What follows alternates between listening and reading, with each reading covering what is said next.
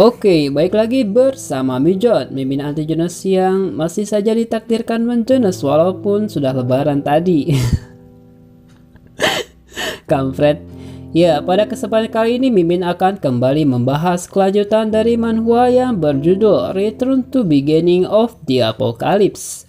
Pada video sebelumnya kita telah melihat Yang Fan yang terpaksa memasuki camp grup lain demi mencari dokter yang dikenalnya dari kehidupan sebelumnya untuk mengobati luka Yandue.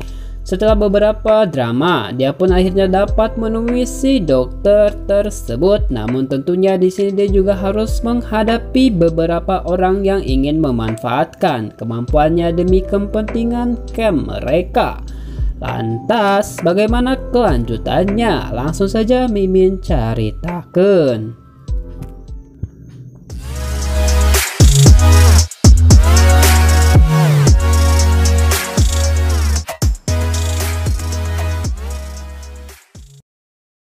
Setelah beberapa waktu kemudian, akhirnya si dokter tersebut berhasil mengobati luka Yandue tersebut. Mereka pun jelas merasa senang dengan hal itu. Namun setelah itu tiba-tiba muncullah si pemimpin camp yang telah dipanggil oleh si dokter kampret sebelumnya. Untuk menekan Yan Fan dan kawan-kawan, dia pun membawa beberapa awakan di sampingnya. Si pemimpin camp tersebut kembali menegaskan bahwa biaya pengobatan yang sebelumnya si dokter kampret itu minta adalah hal yang lumrah-lumrah saja. Karena obat-obatan dan peralatan medis saat ini merupakan sumber daya yang lumayan penting. Yang Fan pun menjawab bahwa sebenarnya dia tidak bilang bahwa dia tidak akan membayar biaya yang ditagih tersebut. Hanya saja 5.000 kristal yang si dokter pinta tersebut merupakan jumlah yang sangat berlebihan. Dia pun berkata, apakah kalian bekerja sama untuk menjebakku? Nah, setelah itu dia pun mengatakan itu.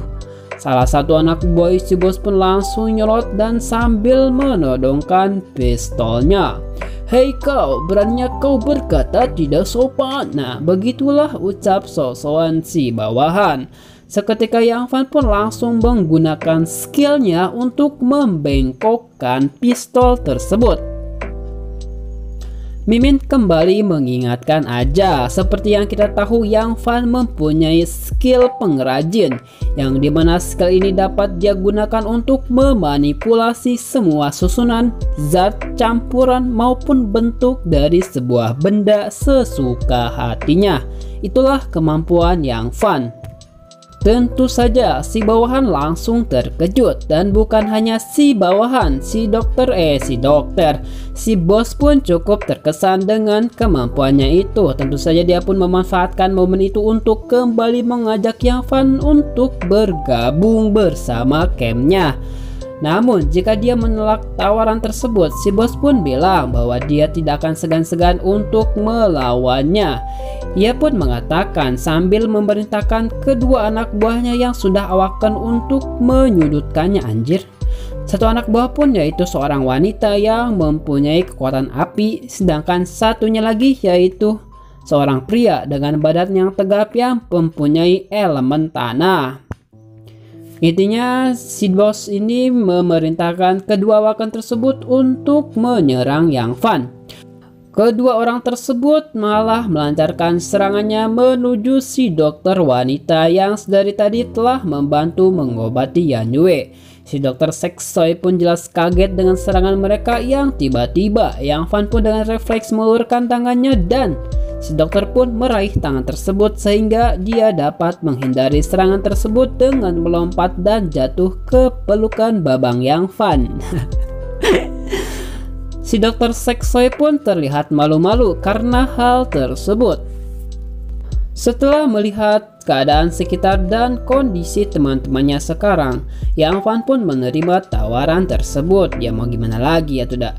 Hal ini dia lakukan karena untuk saat ini dia belum terlalu kuat untuk melawan dua awaken sekaligus. Selain itu, jika dia memutuskan untuk melawan, tentunya juga akan membahayakan teman-temannya. Dia pun meminta mereka untuk segera melepaskan si dokter Seksoy dari hukuman karena telah sembarangan mengobati orang. Dan sebagai gantinya Yang Fan akan memutuskan untuk bergabung dengan camp atau pangkalan mereka.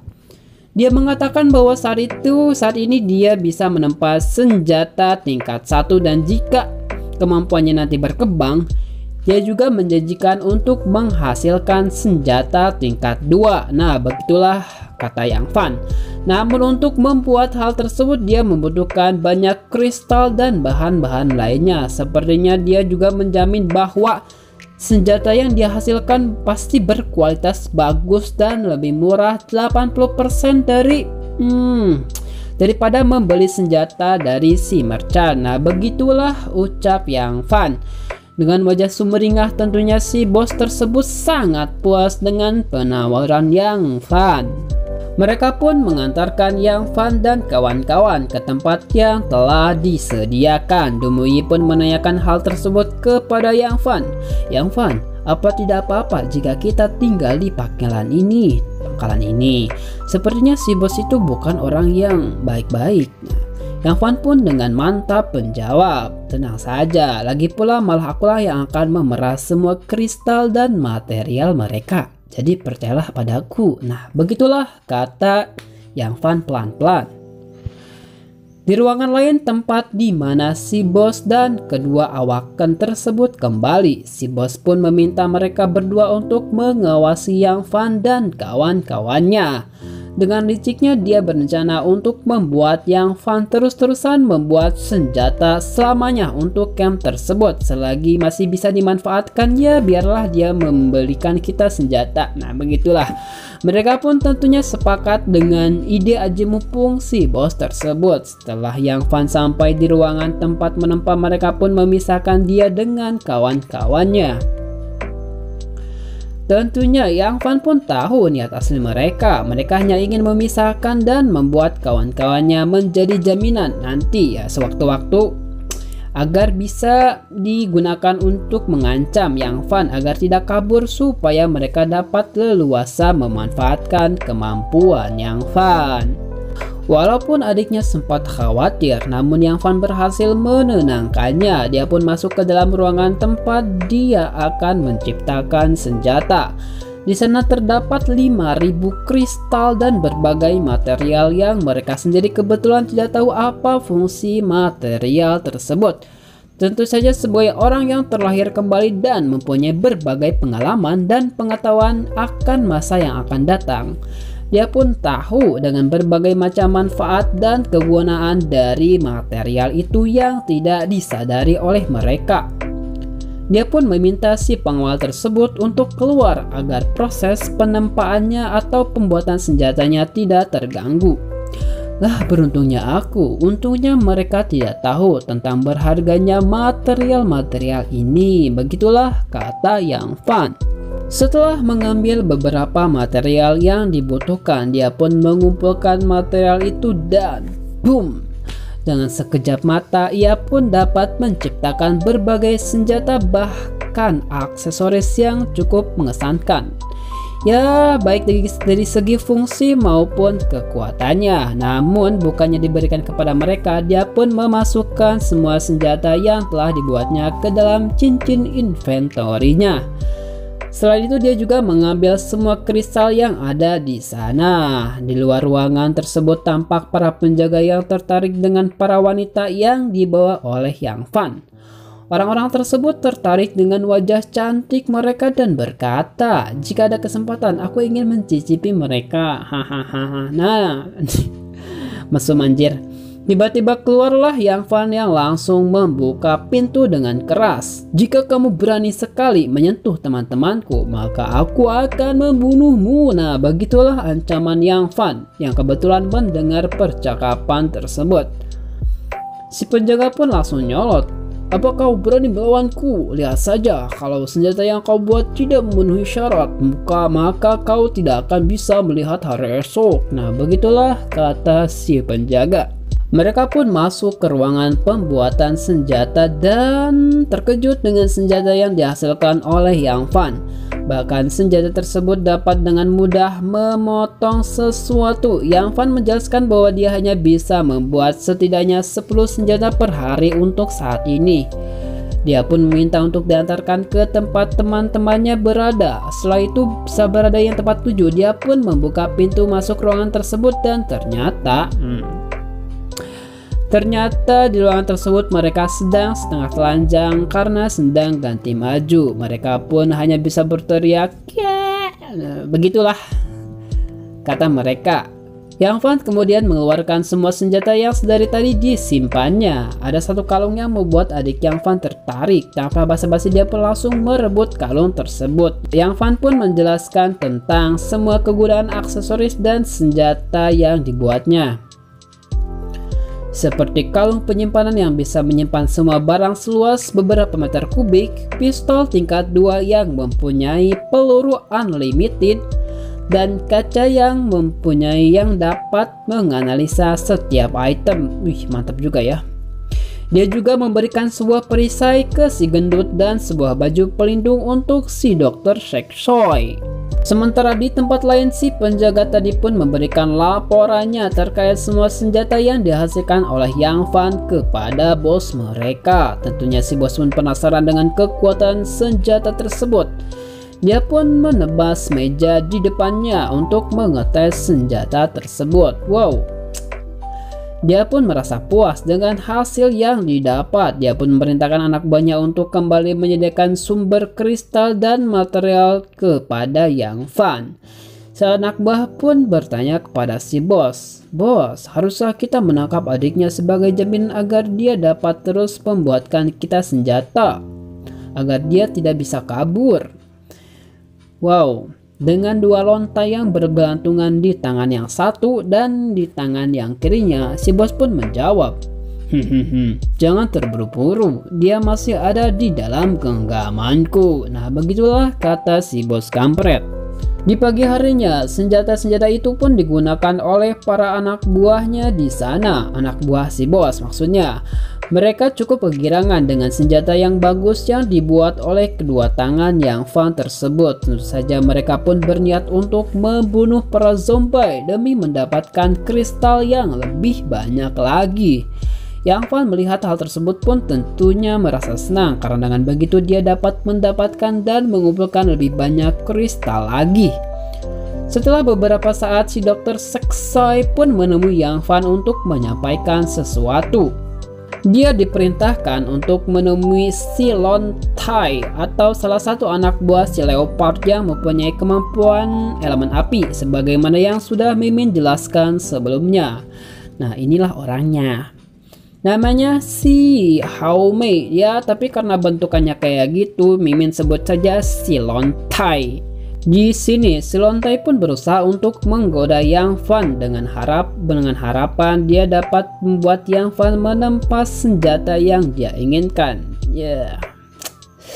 Namun tentunya Yang Van tidak akan tertipu, karena walaupun begitu Yang Van juga telah pernah tertipu oleh jerat wanita Lon Tai sebelumnya. Ya, dia pun sama sekali tidak bergeming. Lon Tai pun harus cukup kecewa karena pesonanya sama sekali tidak mempan di depan Yang Van. Dia pun menanyakan si Yang Van ini menanyakan keberadaan si merchant di tempat tersebut. Buat kalian yang belum tahu apa sih si merchant ya, monggo bisa lihat video-video Mimin sebelumnya.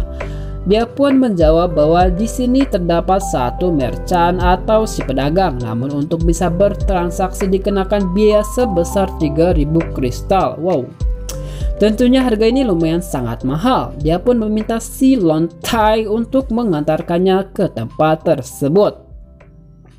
Setelah beberapa saat, dia pun sampai di tempat si merchant yang dijaga oleh beberapa orang bersenjata. Setelah memberikan jumlah kristal yang dipinta, akhirnya dia pun dapat bertransaksi dengan si merchant. Dia pun melihat semua item yang diperdagangkan, namun tentunya ada satu item yang cukup menarik perhatiannya. Item tersebut merupakan item challenge field yang biasanya cukup langka ditemukan di antara para merchant. Item challenge field ini mengharuskan Yang Van untuk menghadapi sebuah challenge atau tantangan terlebih dahulu untuk mendapatkan sebuah item atas hadiah dari transaksi tersebut. Atas hadiah dari challenge tersebut. Nah gitu. Pada kesempatan kali ini, dia harus menghadapi seekor beruang yang sangat ganas yang bernama Mechanical Burst Bear. Nah, dia pun dengan sigap mengeluarkan senjatanya dan menggunakannya untuk menahan serangan si beruang. Yang Van pun cukup terkejut dengan kekuatannya yang sangat besar dan ternyata yang dia hadapi adalah monster tingkat 3. Wow. Karena perbedaan kekuatan yang cukup besar, dia harus terbanting ke belakang saat menahan serangan tersebut. Si beruang dengan barbar melancarkan berbagai serangan yang cukup destruktif. Yang Van pun cukup kerepotan menahan serangan yang dikeluarkan oleh si beruang tersebut. Setelah terus menahan dan menganalisa pertarungan, dia pun akhirnya dapat menemukan kelemahan si beruang tersebut. Dengan kesempatan yang ada, dia pun menebaskan senjatanya ke titik lemah si beruang tersebut. Dengan pisau andalannya yang mempunyai efek pelumpuh, dia pun dapat mencuri momen yang tepat untuk melancarkan serangan terkuatnya. Dengan perhitungan yang tepat, dia pun meloncat dan menebas leher si beruang sampai innalillahi, sampai tewas. Dan akhirnya si beruang pun ambruk dengan tebasan yang Van dan berhasil dikalahkan, dan Challengeville pun berhasil ditaklukkan. Sebagai hadiahnya, kemampuan pengrajinnya pun meningkat 1 tingkat, dimana sebelumnya dia tingkat 1, sekarang yang Van mempunyai kemampuan skill pengrajin tingkat 2. Setelah beberapa saat, dia pun keluar dari tempat transaksi, namun sebelum itu dia pun dicegat oleh para penjaga tersebut. Para penjaga tersebut dengan songongnya berniat menggeledah Yang Van. Bahkan salah satu penjaga pun dengan panggilnya mengatakan ini adalah peraturan 3000 kristal hanya sebagai tiket masuk. Nah, sementara kamu harus menyerahkan apa yang telah dibeli dari si merchant tadi. Nah, tanpa rasa bersalah si lontai pun menambahkan, ya sudahlah, mereka hanya ingin memeriksa apa yang kamu beli. Turuti saja kemauan mereka atau teman-temanmu akan menerima akibat dari semua ini. Begitulah kata si lontai. Karena kesal diperlakukan secara licik dan seenaknya, Yang Van pun langsung merebut satu senapan FF milik salah satu penjaga dan menembakkan senjata itu ke kepala si penjaga yang tengil tadi. Dan ya bisa dilihat ya tewas. Apa kau masih ingin menggeledahku? Nah, Yang Van langsung bertanya dan menatap tajam ke si lontai yang sedari tadi kekeh ingin memanfaatkannya. Tentunya setelah melihat semua yang dilakukan oleh Yang Van, si lontai pun menjadi agak kena mental. Lain kali, jika kamu masih berani mengancamku, maka kepalamu lah yang akan aku hancurkan. Nah, begitulah ancaman Yang Van. Bukannya mengiyakan, si lontai pun malah menjawab, sangat ganas. Aku merasa terpesona. Anjing. Anjing. Ya, dia malah sange. Yang Van pun langsung berusaha pergi meninggalkan si lontai, namun dia masih kekeh berusaha meminta Yang Van untuk diajak ke tempatnya saat dia menempa. Dengan perasaan yang semakin risih, dia pun berkata, "Hei, tolong menjauhlah, aku tidak tertarik dengan ibu-ibu macam kau." Nah, tentu saja hal itu membuat si lontai terkejut. Beraninya kau menolakku seperti ini, aku pasti akan membuatmu bertekuk lutut dan menjadi budakku nanti. Nah, begitulah ucap si lontai dengan kesal di dalam hati. Sementara di tempat lain terlihat adik dan teman-teman Yang Van yang sangat mengkhawatirkan Yang Van, walaupun ya karena dia sudah tidak lama kembali. Mereka juga cukup kesal dengan perlakuan si leopard yang membuat mereka dikurung di tempat itu tanpa memberikan makanan sedikit pun. Namun akhirnya tiba-tiba Yang Van pun datang menemui mereka yang membuat mereka merasa lega. Dia pun memberikan mereka makanan yang telah disimpannya di dalam cincinnya tersebut. Setelah memastikan keadaan teman-temannya, dia pun menyuruh mereka untuk makan dengan tenang, sementara dia akan ke kamarnya untuk beristirahat dan melihat skill penempannya yang telah meningkat tadi. Di sini kita juga tahu bahwa skill penempa atau job pengrajin mempunyai 9 tingkatan dan 3 level kemahiran. Level pemula diawali dari tingkat 1 sampai 3, level menengah dari tingkat 4 sampai 6, dan terakhir yaitu level tertinggi yaitu level profesional dari tingkat 7 sampai 9. Di kehidupan sebelumnya, Yang Fan ingat bahwa ada satu orang yang dengan job pengrajin seperti Yang Fan ini mempunyai skill level profesional di salah satu camp yang bernama Camp Umbrella. Karena kemampuannya tersebut, camp atau pangkalannya tersebut menjadi basis yang sangat kuat yang tidak mudah ditembus oleh para awaken sekalipun.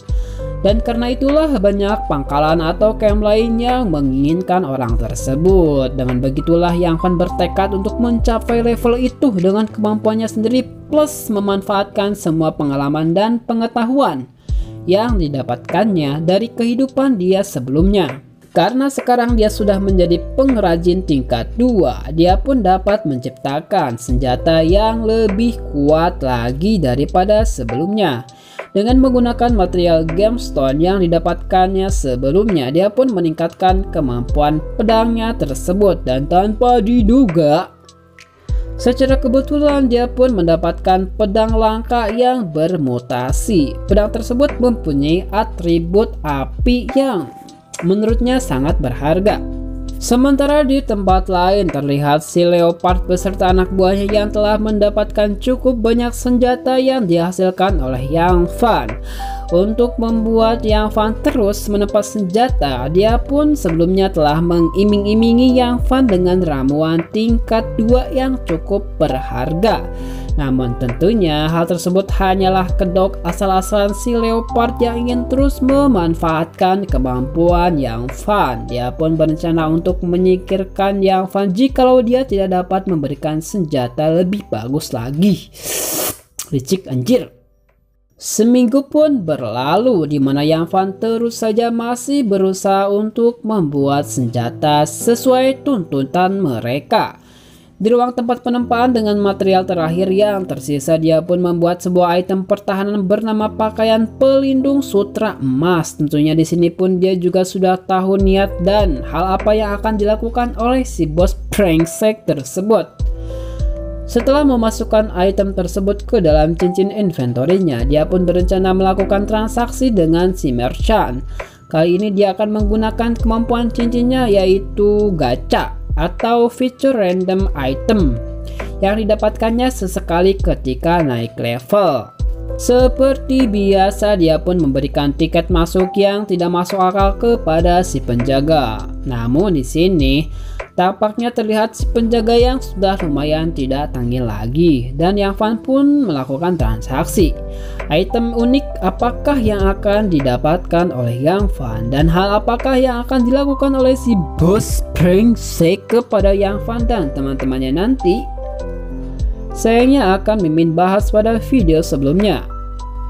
Oke, terima kasih telah menonton dan seperti biasa jangan lupa untuk subscribe, like, dan sebagainya. See you on next video dan bye.